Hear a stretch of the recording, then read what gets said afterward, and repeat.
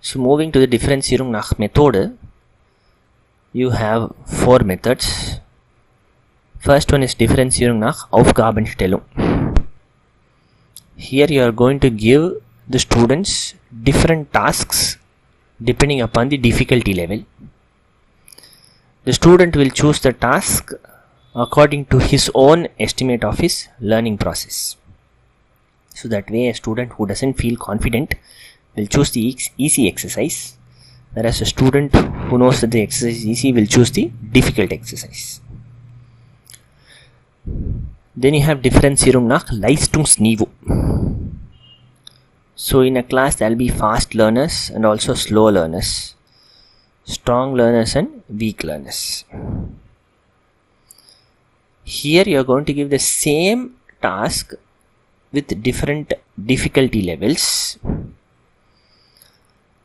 and this is quite different from the previous Differenzierung. Here you will have different tasks, but here the same task is given with different difficulty levels.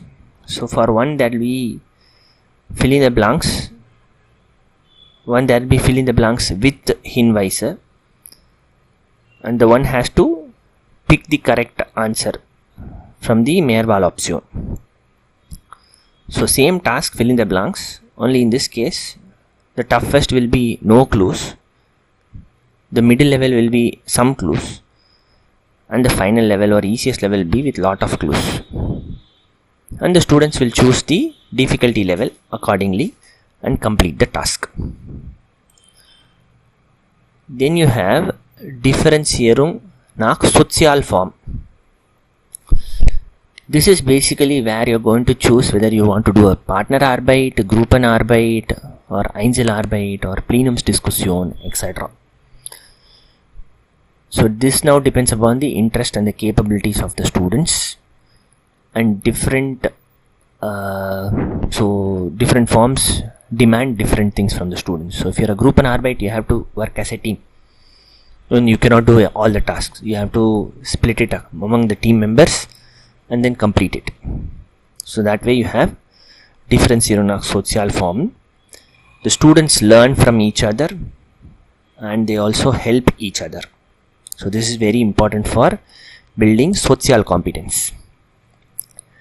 Differenzierung nach Medien.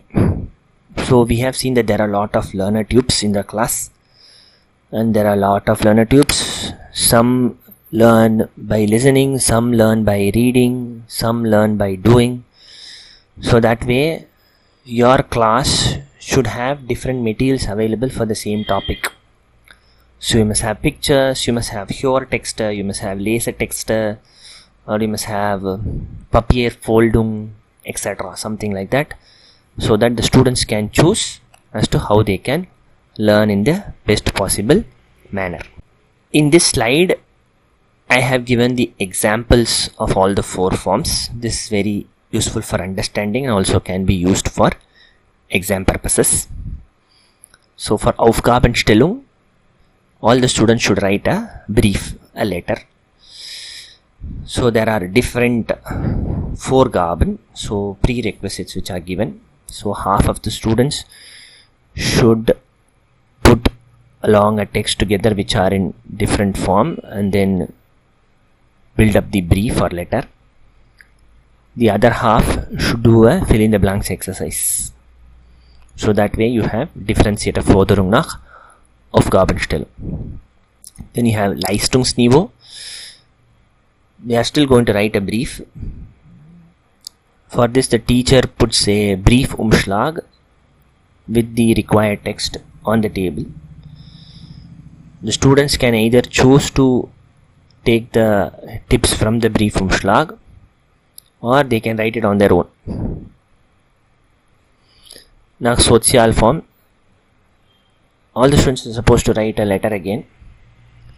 They can either write it alone, or do it as a partner, or do it as a group.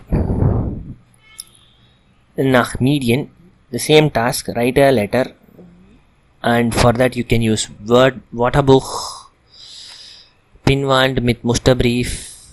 So you have different ways to give them tips and they can choose the best for writing the letter.